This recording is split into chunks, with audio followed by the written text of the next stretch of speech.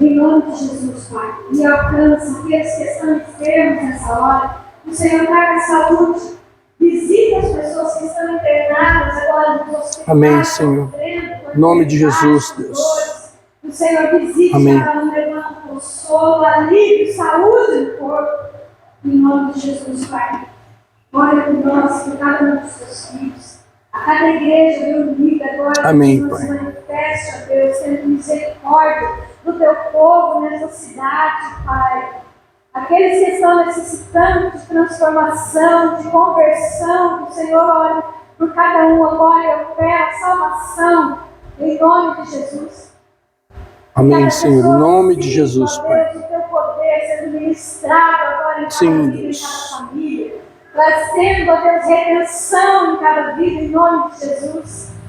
Ó Deus, nós te pedimos salvação sobre essa cidade, sobre Primavera do Leste, sobre cada cidade, daqueles que estão participando online agora. Que o Senhor esteja abençoando com salvação em nome de Jesus. Amém, Pai. Nós te pedimos, Senhor, porque tem coisas que só o Senhor é capaz de fazer dentro de nós, dentro da nossa casa, dentro da nossa Amém, vida. Senhor, em nome de Jesus. Só o Senhor é capaz de mover Sim, as pessoas, ó Deus, em prol do teu reino. Oh, Deus, em nome de Jesus, Pai. Em nome de Jesus, Pai. Tirar os nossos olhos deste mundo e olhar para cima e começarmos a investir na eternidade. Em nome de Jesus, Pai. Tenha misericórdia de cada um. Amém, Senhor, em nome de Jesus, Pai. O Espírito Santo, Deus, fale ao nosso coração. A palavra seja lida e teu Espírito ministre, Deus, as nossas vidas. Amém, Senhor, em nome de Jesus. Amém, graça e paz a todos que estão presentes, essa multidão de hoje, e os que estão distantes, mas perto também, por estar conectados através da internet e participar conosco desta celebração.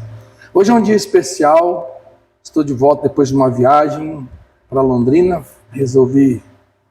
consegui fazer uma consulta médica lá e fiquei mais um pouco lá para ficar com a minha mãe na Páscoa. E aí não deu para ficar no Dia das Mães, que é hoje, né?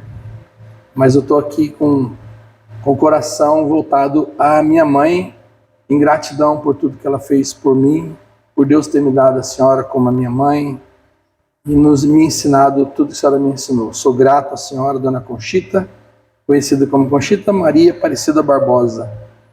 Ela é a pessoa que, no meu livro que estou escrevendo, o primeiro capítulo é dedicado a ela. Chama-se Dona Conchita, a maior pedagoga que eu conheci. E eu queria então hoje dar os parabéns a todas as mamães que participam conosco aqui na nossa comunidade, aquelas que nos acompanham pela internet. Você que está nos ouvindo e um dia estará ouvindo essa mensagem, você que é mãe, que Deus te abençoe e te guarde. Vamos orar pelas mães. Pai, em nome de Jesus, obrigado pela vida da nossa mãe. Ó Deus, nós olhamos para trás hoje e vemos que o mundo era tão mais complicado em relação a algumas coisas, principalmente no que diz respeito à economia, a questões de saúde, remédios, de materiais para limpeza, como fraldas descartáveis e outras coisas mais, atendimento médico. E o Senhor deu graças a cada mãe para criar os seus filhos, se esforçando e dando o melhor para cada um. O que nos trouxe até aqui foi aquele cuidado, aquele carinho, aquele zelo, aquela severidade na educação, no ensino em casa com as nossas mães, nossos pais, mas principalmente com as mães, porque geralmente é a mãe que passa mais tempo com os filhos. Então, eu quero te agradecer, ó Deus, pela vida da minha mãe, o Senhor ter dado a ela e estar dando a ela e a cada mãe força, coragem para continuar, ó Deus, amando os seus filhos. Eu te agradeço, Senhor. Peço que o Senhor abençoe cada mãe e aqueles que não têm mais as suas mães aqui na terra, que tenham um coração grato pelo cuidado que cada um teve de sua mãe. E aqueles que não tiveram a sua mãe biológica, mas foram criados por alguém, por uma mulher, uma avó, uma tia. Alguns que foram criados por pessoas que nem são da família, mas se tornaram família, porque se tornaram mães de coração. Obrigado, Senhor. Peço que o Senhor abençoe a mãe de cada um, de cada pessoa, em nome de Jesus. Nós te damos graças, rendemos ao Senhor todo louvor, toda glória e toda honra seja dado ao Senhor, que é o nosso Deus e que tem nos abençoado com todas as sortes de bênção. Graças te damos em nome de Jesus. Amém. Amém. Esses dias nós demos uma pausa em João capítulo 15, que eu estava ministrando fora e aqueles que acompanharam a ministração lá da igreja luterana, meu amigo Tony, vocês viram que nós tivemos uma outra guinada ali para metanoia, mudança de mentalidade. Mas eu quero voltar para João 15 e, em especial, começar falando sobre a questão da mãe. O que tem a mãe a ver com João 15? É que em João 15, Jesus fala que ele é a videira. E a videira é a parreira que dá o fruto que nós conhecemos como uva, né? E essa videira, como eu já contei para vocês uma vez, um senhorzinho lá onde eu preguei em Brumados, ele disse para mim que ele achava que videira era um pé de vida, uma árvore que daria vida. Então eu fiz uma analogia em relação à videira com dar vida e pensei comigo que quem dá a vida no sentido biológico da fecundação é o homem e a mulher, mas é Deus quem permite a fecundação, porque tem casais que têm vontade de ter filhos e não conseguem. E tem outros que não querem e acabam tendo filhos. Então é uma coisa assim que o próprio Deus criou essa fecundação entre um homem e uma mulher para gerar filhos. Então a mulher é aquela mulher que dá a vida a uma criança. Hoje nós estávamos almoçando e estava ali uma colega nossa, né, Flor, que vai dar à luz amanhã. Ela estava lá com um barrigão bem grande e no restaurante, inclusive demorou 2h30 para vir a nossa comida. Ela falou assim para o garçom: nós temos criança aqui, uma mulher gestante que está quase para dar luz, a comida não vem logo. Mesmo assim demoraram 2h30. Marquinhos, eu nunca esperei tanto na minha vida, assim sentado esperando vir a comida. Eu já estava pronto para ir embora. Chegamos lá meio-dia, a comida veio ser servida 2h30. Foi uma coisa, e eles... foi falha do sistema, porque teve pessoas que sentaram depois de nós, 1 hora depois de nós, a comida chegou primeiro. Mas, fazer o quê? Mas eu vi aquela mulher gestante, fiquei pensando em vida, Dia das Mães, vida videira, e eu queria então tentar encaixar o Dia das Mães com a videira. Conversando hoje com a pastora, perguntei para ela: você acha que a igreja poderia ser chamada de mãe? Você acha que a igreja pode ser uma mãe? No sentido de cuidar dos filhos? Ela também concordou. Daí eu pensei, mas como que ela pode ser mãe se nós somos a igreja? Como é que eu vou ser mãe de mim mesmo? Mas aí nós entendemos o seguinte, que a igreja como instituição aqui organizada, a igreja como um organismo vivo que é o corpo de Cristo, quando todos estão juntos, acaba cuidando, sim, zelando das crianças, dos casais, dos jovens, e tem essa ação materna de cuidado. Mas ao mesmo tempo, nós somos essa igreja, mas nós precisamos estar unidos, juntos, reunidos para fazer essa função de ser mãe daqueles que nascem de novo. O novo nascimento, eu tenho falado aqui que se você não nasceu de novo, você não consegue entender as coisas que eu vou estar falando. Por quê? Parte do princípio do novo nascimento. E quando a gente fala de novo nascimento, uma criança que acaba de nascer, ela precisa totalmente do cuidado do pai e da mãe. E principalmente da mãe. Porque quem dá mamar, quem amamenta a criança é a mãe, não é o pai. A não ser que não tenha mãe, tem que comprar leite e fazer aquela substituição do alimento. Mas a priori, é o seio da mãe, é o leite da mãe que nutre os primeiros dias de vida da criança. Então, aquele que nasce de novo precisa ser, ou é totalmente dependente da mãe. Para se trocar, para os cuidados, a criança pode regurgitar, como é que chama? Fala, né? E afogar com o próprio leite. Então, a mãe tem todo o cuidado ali, o zelo, de noite, quando a criança chora. Geralmente é a mãe que faz esse papel. E como igreja, a igreja mãe que cuida dos filhos, que zela pela vida das pessoas, que tenta ajudar, também tem esse cuidado com aqueles que nascem de novo, que são novos na fé.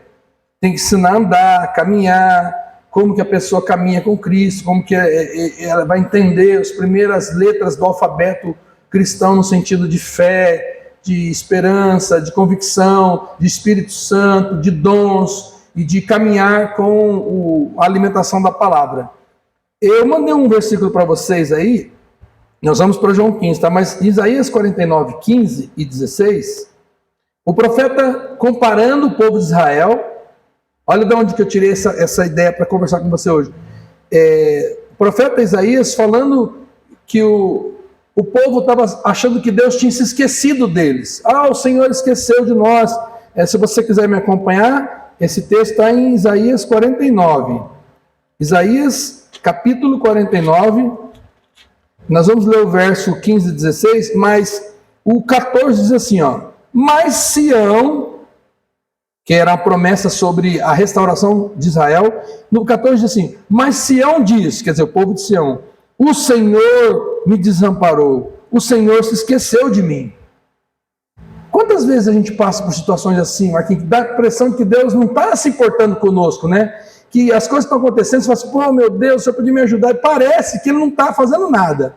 Parece que Ele não está ajudando, parece que Ele não está dando a força. O povo de Sião também estava nessa situação, quando estava lá no exílio, imaginando que Deus havia abandonado eles. E aí Deus levanta o profeta, quando ele diz assim, no versículo 14, acaso pode uma mulher esquecer-se do filho que ainda mama? De sorte que não se compadeça do filho do seu ventre. Mas ainda que esta viesse a se esquecer dele, aí Deus falando para o povo, eu todavia não me esquecerei de ti. Eis que nas palmas das minhas mãos te gravei, e os teus muros estão continuamente perante mim. É como se Deus estivesse falando, olha, eu tenho o seu nome escrito na palma da minha mão. Se uma mãe chegar a se esquecer de um filho, é quase que impossível isso acontecer. Hoje em dia a gente tem visto mães que esquecem de zelar pelos filhos, de cuidar dos filhos.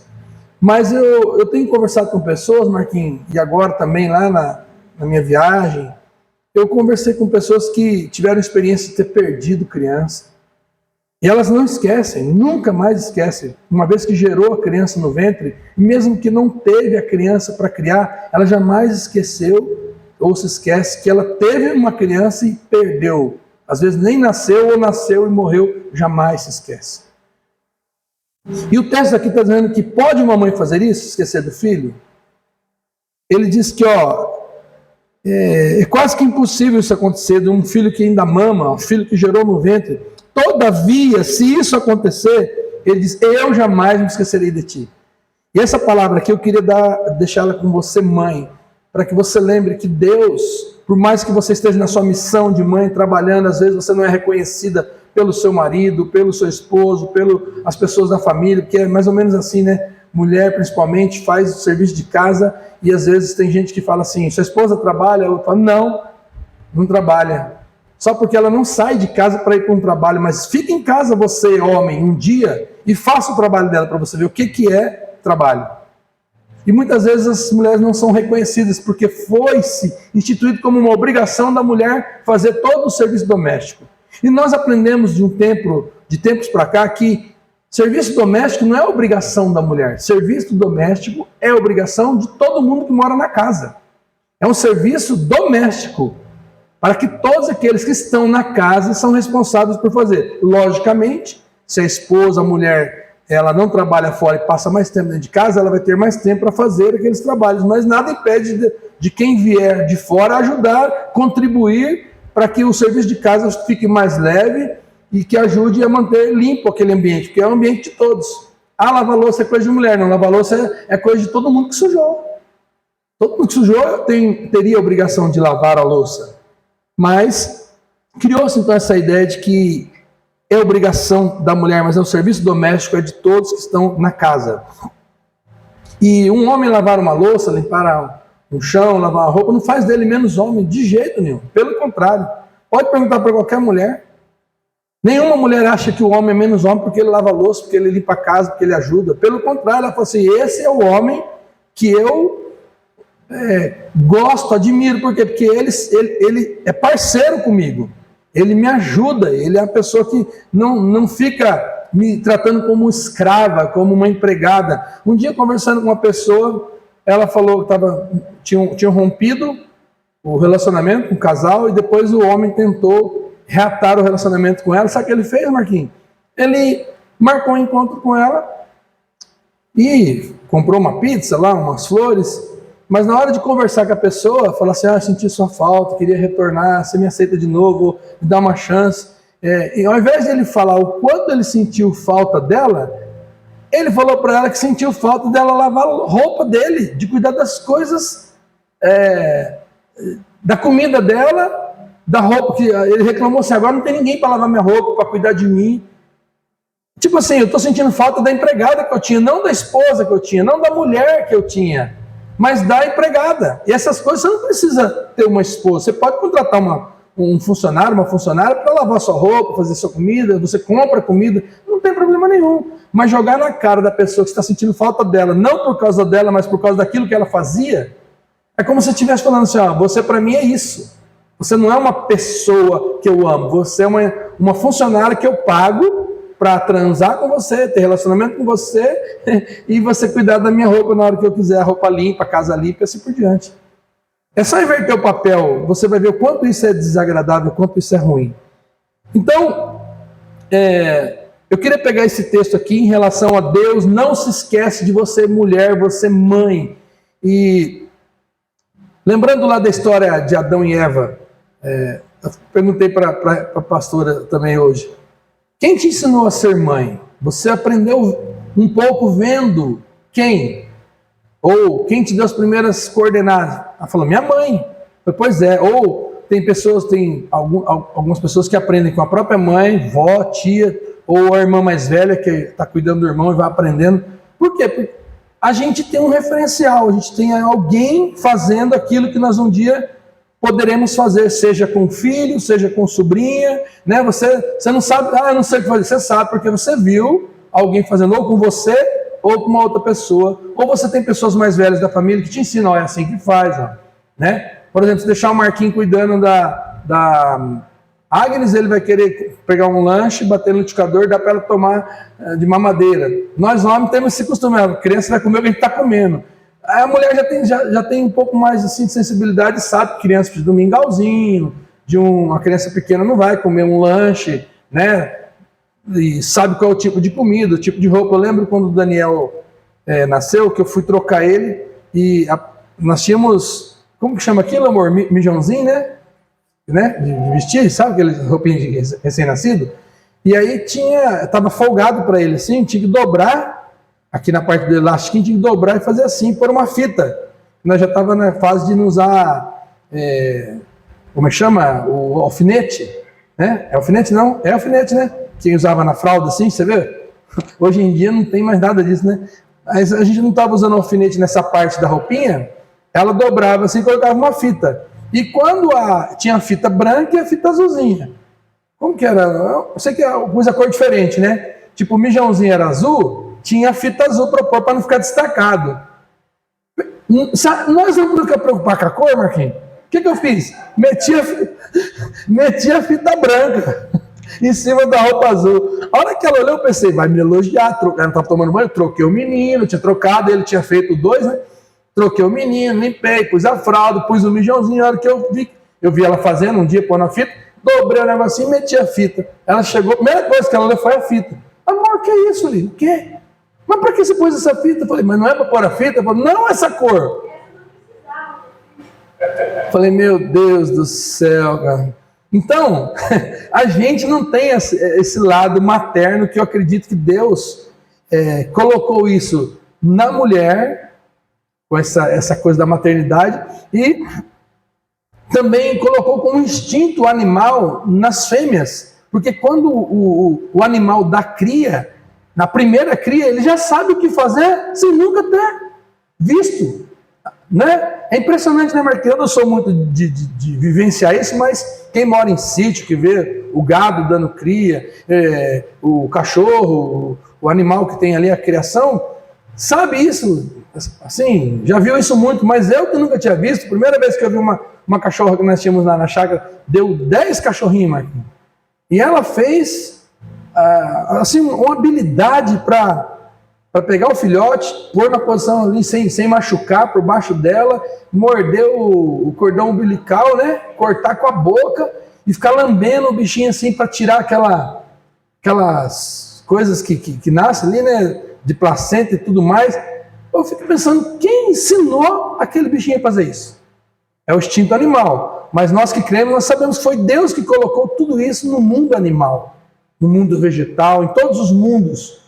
Né, mineral, e no mundo, no nosso mundo humano, Deus colocou esse instinto na mulher de sobrevivência, de cuidado, de zelo. Então, eu olho para isso, esse movimento da mulher, da fêmea, em sentido de cuidar, somente quando dá a luz, para mim é Deus organizando esses mundos, Deus mostrando a sua glória. Imagina Deus sendo o Criador, então. Se ele colocou isso na mulher, imagina o que ele tem de zelo, de cuidado, como o profeta está falando. Pode, porventura, a mãe se esquecer? Se isso acontecer, eu não me esqueço de você. Então eu me apego nisso, Marquinhos, e falo, Senhor, eu sei que o Senhor não se esquece de mim. Só que de vez em quando a gente anda por cada caminho, né? Dá a impressão que ele fala assim, eu fui para um lugar de Deus, não queria que eu fosse, mas mesmo assim ele não esquece de você. Não quer dizer que você fala, eu vou, já que ele não esquece, eu vou de qualquer jeito. Não, ele não esquece, mas ele fala, se você ir por aí, tem consequências na sua vida, que eu não vou interferir, porque você está indo, porque você quer nesse caminho. Eu queria que você fosse pelo outro caminho. Então, pegando essa ideia aqui de Deus zeloso, cuidadoso, usando a mãe como referência, nós vamos lá para João 15, imaginar que a videira, que Jesus diz, eu sou a videira, meu pai é agricultor. Nós estávamos conversando no capítulo 15 de João, queria que você fosse para lá comigo, que nós vamos entrar nessa vibe aí de pensamento do cuidado de Deus. Não que Deus seja mãe, não é nada disso, que esses dias inventaram aí que Deus era mãe, rapaz, e virou uma discussão na internet por causa disso. Eu acredito que Deus, ele é tudo, porque ele criou, ele é criador, ele é o que ele quiser ser, mas não no sentido de ele ser uma mulher, não é nada disso, mas é ele que criou a mãe, então ele sabe tudo de mãe. Aqui em João 15, quando Jesus fala, eu sou a videira, meu pai é agricultor, vós sois os ramos. Aí nós lemos o versículo 2, todo ramo que estando em mim não der fruta, ele corta, mas o que der fruta, ele limpa para que produza mais fruta. Aí ele no versículo 3 diz, vós já estáis limpo pela palavra. Olha que interessante. Jesus fala assim, vocês já estão limpos, não porque vocês são bons, vocês se acham, não, mas pelas minhas palavras. Que vos tenho falado, pela minha palavra, vós estáis limpo pela palavra que vos tenho falado. Essa palavra aqui, às vezes dá a impressão de que é a Bíblia, mas naquela época a Bíblia não estava escrita ainda. Jesus estava falando da palavra que ele estava falando com ele, sobre o Velho Testamento, a história do Velho Testamento, e sobre a palavra de arrependimento, sobre a palavra de nova vida, sobre a palavra de direcionamento. Não era o que Paulo diz, o que Pedro diz, porque não tinha nada escrito. Era daquilo que os discípulos estavam andando com ele durante 3 anos e meio. Jesus conversava com eles, dialogava com eles, liberava palavras para ele, mas sempre baseado no Velho Testamento, no sentido de Deus, como o profeta diz, o Deus que cuida, que zela, que alimenta, ao ponto de dizer, meu pai é o agricultor, eu sou a videira.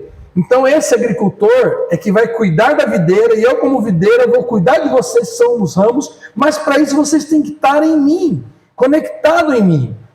É como se essa palavra fosse essa seiva que está conectada na videira, e naquele caule que sai, o caule central ali, o tronco vai para os ramos, e os ramos produzem frutos. Mas que tipo de fruto? O fruto da videira. Então a videira não vai produzir abrolhos, uma videira não vai produzir manga, mamão, vai produzir o quê? Uva, porque a natureza dela é uva. Então por isso que é difícil, Evelyn, a gente fala assim, fulano se converteu. Tá, mas que tipo de fruto você está produzindo? Porque se você está produzindo uma coisa fora do que o Evangelho ensina, você não está conectado na videira, você está tentando colocar algum enxerto do seu entendimento, da sua capacidade, não da palavra de Jesus. A palavra de Jesus fala, perdoa, você fala, não vou perdoar. Ame, não vou amar. Jesus fala, maior é aquele que serve. Sirva, ele fala, não quero servir ninguém, eu quero ser servido.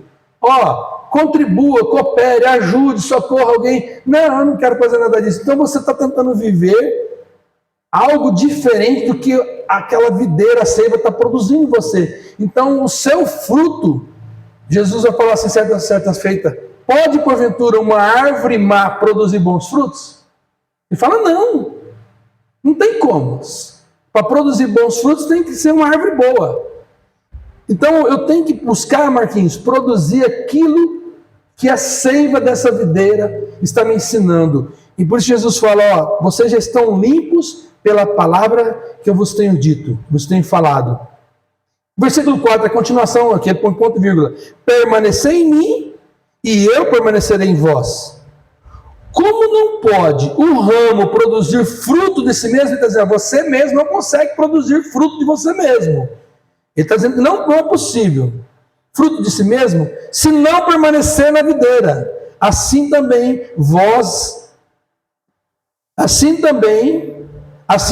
nem vós podeis dar, se não permanecer em mim. Olha só, versículo 4. Para você produzir o fruto, você tem que estar plugado, ligado. Ele não fala assim, passar lá domingo no culto é estar na videira. Ler a Bíblia de vez em quando é estar na videira. Ele fala permanecer. O que é permanecer? É você não redar o pé. Mas não é não redar o pé da igreja, do culto, ficar com a Bíblia na mão direto, não é nada disso. O permanecer é você falar assim, eu sei que sem o Senhor eu nada posso fazer. Nós vamos ver aqui, ele vai falar isso depois. Então eu quero estar conectado com o Senhor, quero quando eu sair amanhã para o meu trabalho, eu antes de tudo, eu falo, Senhor, abençoa o meu dia e tal, e nos afazeres, lembrar que você não é mais um filho de ninguém, você não é mais um galho seco, você não é mais alguém que vive da sua própria vontade, você tem um Deus. Hoje durante o dia ficou uma palavra na minha cabeça sobre isso. Todos nós temos um Deus. Todos nós, Marquinhos, seguimos um Deus. Pode ser que não seja o Deus da Bíblia, pode ser que não seja o Pai de Jesus, mas nós temos um Deus. Nós temos alguma coisa que nos faz gastar tempo com aquilo, investir tempo naquilo. Nós temos um ídolo dentro de nós, e geralmente o Deus que nós falamos que temos não é o Deus que nós profetizamos vivendo, ou que nós professamos vivendo. Eu sirvo a Deus, tá, mas por exemplo, eu sou crente.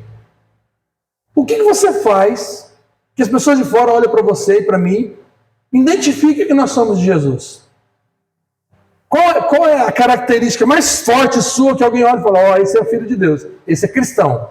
Lá no livro de Atos fala que o povo estava andando, logo Jesus morreu, ressuscitou, e os discípulos foram dispersos, fugiram, se esconderam, depois se reuniram de novo e começaram a pregar o evangelho. Paulo e Silas vai para um lugar, e daí dá uma confusão lá com Paulo e Barnabé, e depois eles vão para cada um para um lado. Chega um momento que eles vão para Antioquia, Deus fala para Paulo, vai para Antioquia. Lá na Antioquia, pela primeira vez, eles são chamados de cristãos, que a palavra cristão quer dizer pequenos cristos, porque até então, eles eram chamados, sabe do quê? Os do caminho. Quem que é aquele povo que segue? Porque Jesus tinha falado, eu sou o caminho. Então, todo mundo que seguia Jesus era chamado os do caminho, eles são os do caminho. Mas lá na Antioquia, eles foram chamados de pequenos cristos, cristãos, porque as atitudes deles eram parecidas com Cristo. Então, as palavras de Jesus estavam no viver, no dia a dia deles. Tem uma vez vieram falar para ele de Jesus, ele falou assim, não, eu acredito no Jesus que você está pregando, eu acredito no Cristo que você está falando, o que eu não acredito é no cristianismo que você vive. Então, às vezes acontece isso, a gente vive falando de Jesus, pregando sobre Jesus, mas as nossas atitudes estão distantes daquilo que Jesus vivia, daquilo que Jesus ensinava. Eu não estou dizendo que nós vamos ser perfeitos e vamos fazer 100% de tudo que Jesus fez, jamais.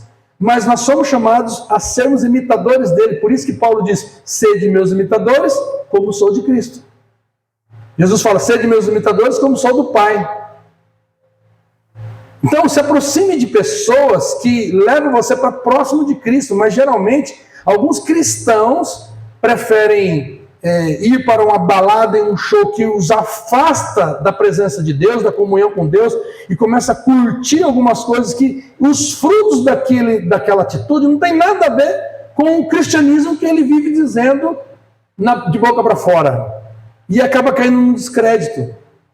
E isso aconteceu quando vieram falar para ele, vou falar para você sobre Jesus, sobre o cristianismo. Ele falou, não, eu acredito em Jesus, admiro ele, o cristianismo também, mas eu não acredito no cristianismo que você vive. Então, o nosso dia a dia precisa ser de um nível que a gente seja testemunha daquilo que nós cremos. Então, eu vou procurar produzir o que a videira libera sobre a minha vida para eu produzir frutos e fruto dessa videira. E Jesus vem então e fala, versículo 5, eu sou a videira. Ele fala duas vezes lá no versículo 2, eu sou a videira, vós sois os ramos. Aqui no versículo 5 de novo, eu sou a videira e vós sois os ramos. E ele bate duro nessa palavra de novo. Quem permanece em mim e eu nele, dá muito fruto. Olha o finalzinho, o que ele fala? Finalzinho do 5.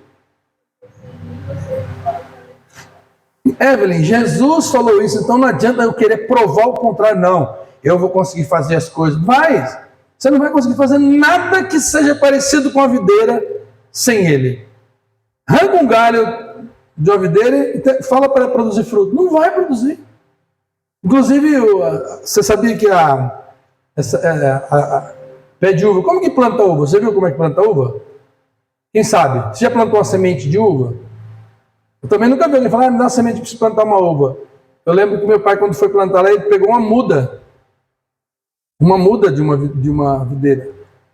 Aqui nasceu um pezinho de uva ali, né? Não sei como. Agora, se vai produzir, eu não sei, porque geralmente é a muda da videira que produz, que nasce ali a primeira. É igual bananeira, né? Bananeira não é a semente. Inclusive, eu fiquei sabendo esses dias que nós comemos a semente, né? Diz que a banana é uma semente. Sabia disso, Flor? A banana é a semente da bananeira. Por isso que ela tem aquele negocinho no meio, lá quando você abre ela, assim, tem uns negocinhos assim, parecido com semente. Então a gente... E diz que o fruto dela é aquele coração, como chama? Aquela parte vermelha que fica embaixo ali. Aquilo ali é o fruto. A banana é a semente. Olha que interessante, né? Mas, voltando à videira, não vou falar de banana não. Jesus disse que sem ele, nada podemos fazer. Marquinhos, eu vou falar para você. Eu fico batendo na minha cabeça sobre isso. Porque às vezes dá a impressão que eu consigo, eu faço, o meu jeito vai ser melhor. Eu sei como fazer. Se Jesus está dizendo que sem ele eu não posso fazer nada, por outro lado, não é porque eu falo, Senhor, o Senhor está comigo, eu posso tudo. Eu posso tudo naquele que me fortalece. Inclusive eu posso não ter aquilo que eu quero. Não sei se eu falei para você do carrinho lá no Paraná. Eu queria ter vindo com ele dirigindo, tão bonitinho que ele era. Pastor, eu gosto de carro vermelho. Nossa, apaixonei pelo carrinho. Fui lá no banco, pensei, fiz os cálculos de orçamento, parcelinha, quanto ia ficar. E olha, eu já estava planejando para vir com ele, chegar aqui e dar de presente para ela o carrinho vermelho. E Deus falou no meu coração, eu tive esse entendimento, eu posso todas as coisas, posso não fazer isso, por quê? Porque eu vou enfiar numa dívida agora que eu não tenho condições de entrar. Né? Então resolvi, falei, tá bom, Senhor, é verdade. Pensei, o cara me ligou um monte de vezes, e aí, vai ficar com o carro? Então, isso aqui eu vou baixar o valor. Eu falei, aí fica aquela coisa, sabe? Quando, olha, tá dando certo, é para acontecer. E deu tudo certo na hora que eu fui falar com Deus. Deus falou, tipo assim, você quer entrar nessa? Você entra, mas eu não estou contigo, porque você sabe que a situação. Eu falei, é verdade, Senhor. Posso todas as coisas, posso não me envolver com essa dívida aí. Então, Jesus, dizendo aqui sobre ele, videira, essa videira que produz vida, está falando, sem mim nada podeis fazer. Voltando à questão da mãe, falei que você acaba aprendendo, vendo como que cuida da criança. Vamos voltar lá em Adão e Eva. Como que Eva aprendeu a cuidar dos filhos? se não teve mãe para ensiná-la? E Adão, como pai, não tinha tido filho, também não sabia como fazer. Será que Deus falou para ela, ó, faz isso? Ó, nasceu a criança, e agora? Não teve outra experiência para dizer, tem que cortar o cordão umbilical, tem que esperar tantos dias. Não tem relato na Bíblia assim, Marquinhos. Só fala que nasceu, teve os filhos. Agora, a gente sabe que Deus, como Criador, não deixaria a sua criação de qualquer jeito. Ele é um Deus zeloso, que cuida, que zela, e coloca também, como colocou nos animais, talvez sobre a Eva, o instinto materno de fazer o que deveria ser feito. Então, penso assim, Marquinhos, aqui vai um pensamento meu. Todas as crianças nasciam de parto normal. E quando foi fazer a primeira cesárea? Se todas as crianças estavam saindo do parto normal, saía com bolsa ali, cortava, mas e quando abria a barriga, como que eles iam fazer, né? Você já viu imagens, você já está vendo os vídeos, que eles tiram a criança dentro daquela bolsa, né? A criança está dentro do líquido, assim, ó, lá dentro. Daí eles furam aquilo lá e cortam. É uma coisa impressionante, você vê aquela criança, ela sai do mundo líquido para o mundo do ar, do oxigênio. E é impressionante você ver isso, porque nós viemos do meio líquido, passamos pelo meio gasoso e passamos a respirar o oxigênio e a criança se afoga com o oxigênio. Eles pegam uma chupetinha assim para tirar o líquido de dentro da boca, do nariz da criança, e a criança às vezes não está conseguindo respirar, eles dão aqueles tapinhas na bunda, no pulmão, faz massagem para a criança fazer a primeira respiração de ar dela. E começa a chorar. E aquele pulmãozinho que estava cheio de líquido começa a encher de ar. E depois, quando é igual o Estevinho agora está indo para a piscina, para aprender a voltar para o meio líquido, às vezes tem medo, receio, mas vivia no meio líquido. Você vê como que é uma coisa, sai de um mundo, passa para o outro e vai para o mundo de onde veio, mas tem que se adaptar de novo. Na educação física, quando a gente vai dar aula para bebê, uma das disciplinas é adaptação ao meio líquido. Para bebê não, para qualquer pessoa que for nadar, ela tem que se adaptar ao meio líquido. Quem nunca nadou, que entra na piscina, que tem aquela primeira sensação do corpo ficar flutuando, é horrível. Parece que a água vai te sugar, alguma coisa, né? Você tem que ficar soprando na água, assim, para a água espirrar na sua cara, você se acostumar a respirar não mais pelo nariz, tem que respirar pela boca. E pela boca você tem o controle de puxar o ar e a água você jogar fora. Pelo nariz não, você puxou, vai tudo. Aí dá aquela dor aqui dentro.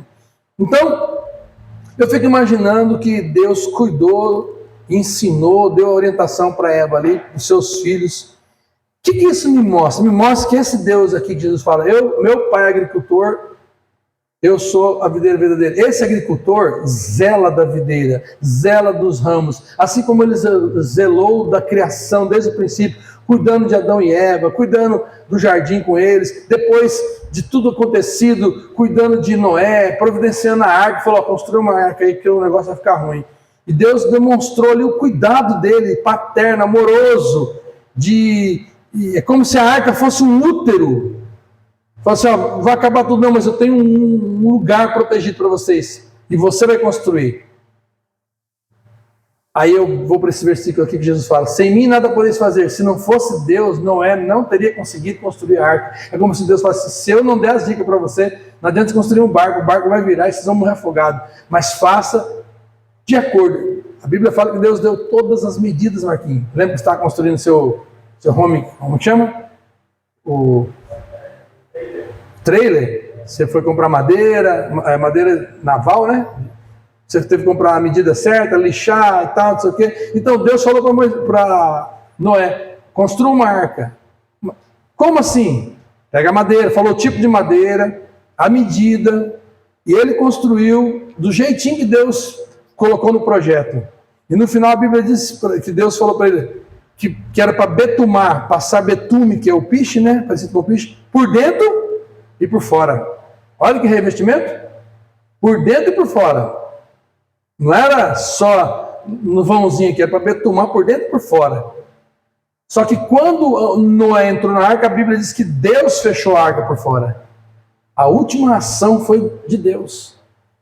Então, o que eu vejo aí? O cuidado de Deus, o zelo de Deus. E aqui, olhando para a Escritura, Agora Jesus falando, ó, sem mim nada podeis fazer. Nós vamos parar aqui porque eu quero que você pense essa semana comigo. O que você está tentando fazer sem Deus?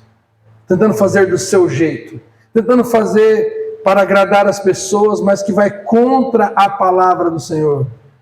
Há dias atrás eu perguntei para você está disposto a continuar fazendo o que está dando certo, mesmo sabendo que não é certo? E às vezes a gente está fazendo isso, está fazendo uma coisa que está dando certo, mas você sabe que não é o certo. Só porque está dando certo não quer dizer que é o certo. Porque tem gente ganhando dinheiro, está dando certo para ele porque está ganhando dinheiro, mas da forma errada. Depois aquilo vira um novelo de lã, um bolo assim na vida que ela não consegue se desenrolar, problema financeiro que desencadeia no relacionamento conjugal, na vida profissional e começa a vir aquela coisa. Então é melhor você fazer o que é certo, mesmo que não esteja dando certo do jeito que você queria, mas se você sabe que aquilo é o certo, você está andando no caminho, Jesus é o caminho, você está andando na verdade, você vai viver uma vida. Talvez você não vai viver uma vida regalada. Eu tenho dinheiro, está sobrando. Talvez você vai viver com seu orçamento apertado, ajeitadinho, nunca sobrando, mas também nunca faltando. Ou se sobrar também, você sabe como investir, como guardar, como fazer aquilo ser bênção na sua vida.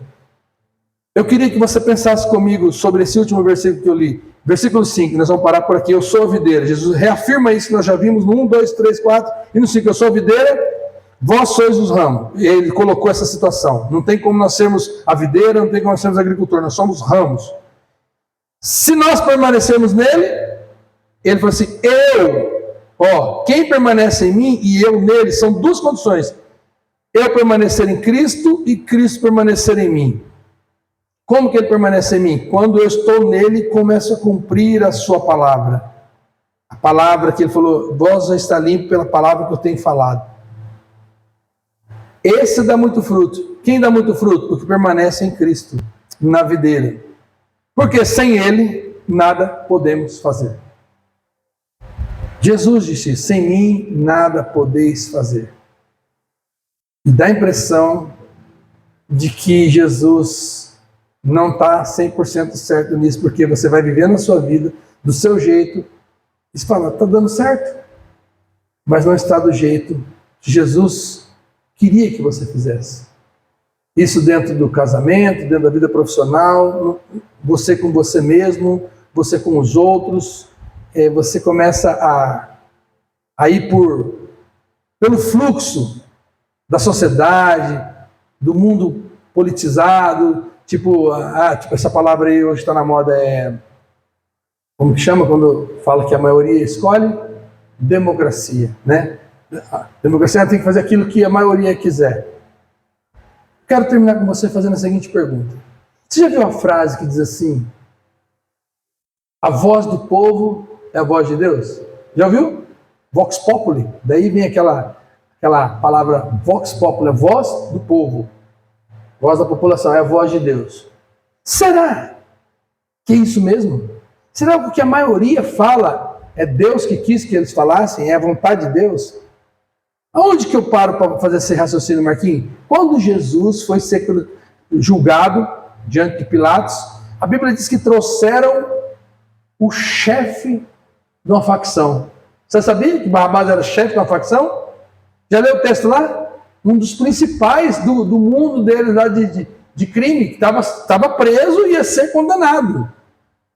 Aí tiraram ele da primeira instância, da segunda instância, e colocaram Jesus no meio. E o texto diz que trouxeram eles, Jesus e o Barrabás, e perguntaram para a multidão, quem vocês querem que eu solte? Porque naquela fase, naquela época da Páscoa, era costume soltar um preso.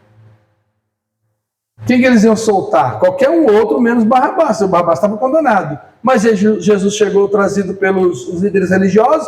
Ele está dizendo que ele é Deus, que ele é Deus, que ele é Deus, afrontando. E sabe por que os romanos ficaram revoltados com isso? Porque naquela época César era Deus. Então você estava falando do lado judeu que Jesus era Deus, eles chegaram e falaram para o Pilatos, ele está querendo ser rei. E rei é César. Não pode ser outro. Sendo que eles, judeus, não reconheciam César como rei. Mas para causar Falou, ó, quem que vocês querem que eu solte? Cristo ou Barrabás? Jesus ou Barrabás? O que a multidão gritou? Hã? Barrabás. Então, esse grito da multidão foi a voz de Deus ou não? Se a profecia era que Jesus ia morrer. E se a multidão falou, não, nós queremos Jesus. Aí Jesus não ia morrer. Ia ser solto. Se for olhar nesse prisma, a voz do povo era a voz de Deus. Mas essa mesma multidão, alguns domingos atrás, Jesus estava entrando em Jerusalém e eles estavam com ramos de palmeira, falando o quê? Bendito que vem em nome do Senhor, hosana nas alturas, saudando ele como rei. Aquela mesma multidão estava saudando ele como rei, o mesmo grupo estava lá depois gritando, crucifique, crucifique. Qual que era a voz de Deus ali? O do hosana nas alturas ou o do crucifique? Até onde é a ação de Deus? É Deus que quis que aquela criança fosse estuprada lá pelo pai? É Deus que quis que a mulher perdesse a criança? Foi Deus que quis que o avião caísse e matasse todo mundo? Foi Deus? Você não... Ah, foi Deus. Tá, mas Deus quis ou Deus permitiu? Aí entra numa esfera entre vontade de Deus e permissão de Deus. Uma coisa eu sei, todas as tragédias que acontecem desde o pecado para cá só acontecem por causa do pecado. Não é porque Deus fala assim, eu quero que aconteça isso. É que lá no Éden, quando Adão escolheu fazer a vontade dele, sair da videira, sair do jardim, não fazer a vontade de Deus, mas comer o que Deus falou que não era para comer, começou a dar ruim. Tanto que o texto vai falar assim, lá em Gênesis, que Deus, quando chega para Adão e Eva lá, que vê que eles pecaram, Deus libera uma palavra de maldição para a terra, para o homem, para a mulher e para a serpente. Já viu? Lembra do texto? Que ele chega e fala assim, maldita será a terra por causa de você. A partir de hoje a terra vai produzir abrolhos, espinhos.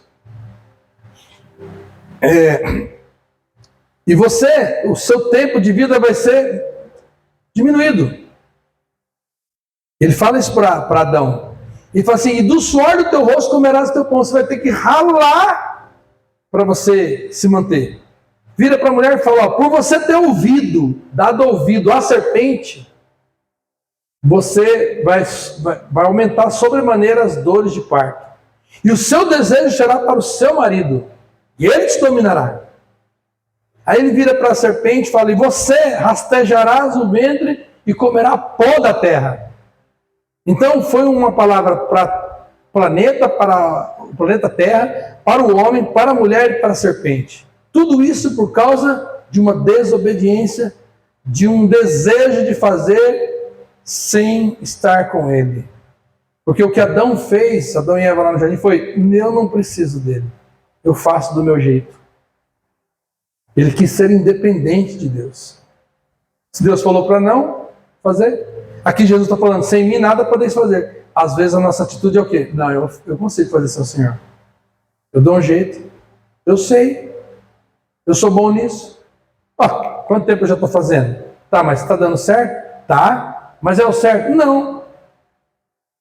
Mas se não é o certo, só porque está dando certo. Então eu queria que você pensasse comigo sobre isso essa semana. Jesus disse, sem mim nada podeis fazer. Como que eu dou razão para ele? Como eu dou razão para Jesus sobre essa palavra dele? Sem mim nada podeis fazer.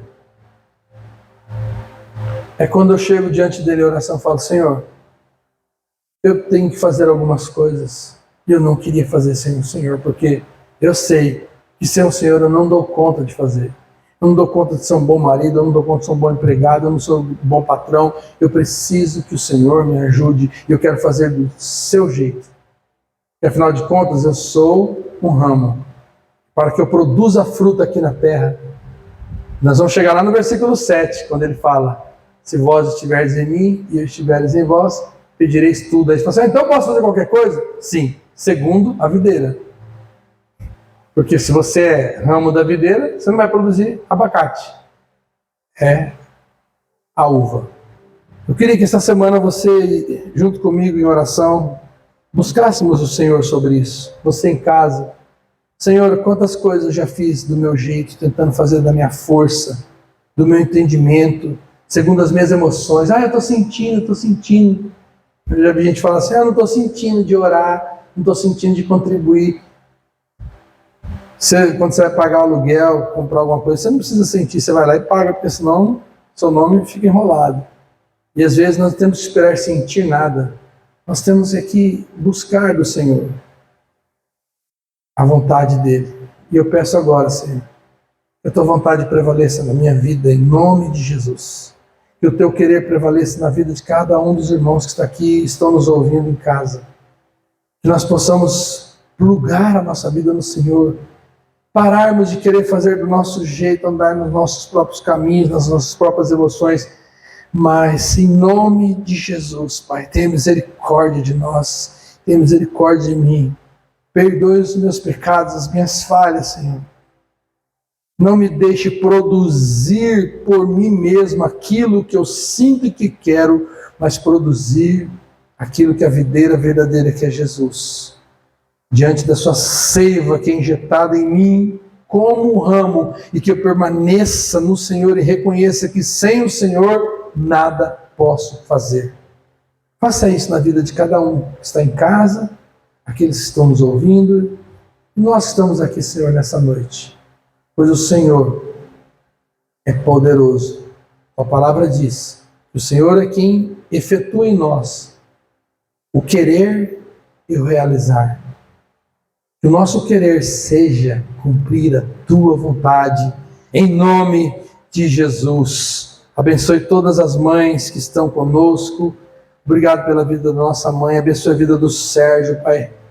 Que a saúde do Senhor venha sobre ele. Em nome de Jesus, repreendemos todo espírito de enfermidade sobre o Teu povo, sobre a família do Senhor aqui na nossa comunidade, sobre o povo, ó Deus, da família, de cada um que está nos ouvindo, que estão enfrentando lutas, dificuldades, enfermidades, problemas sérios na sua vida conjugal, familiar, profissional. Quero pedir que o Senhor injete a vontade do Senhor no coração de cada um, para que nós possamos encontrar a saída, a solução, o perdão, o arrependimento, o lugar de consolo e de arrependimento para usufruirmos da Tua misericórdia.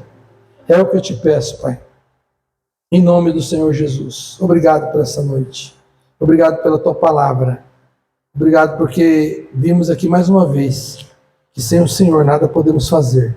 Nos dê essa consciência, Pai, que não é a religião, não é a mente humana, mas é um coração contrito, arrependido, com os ouvidos atentos à Tua palavra, à direção do Senhor.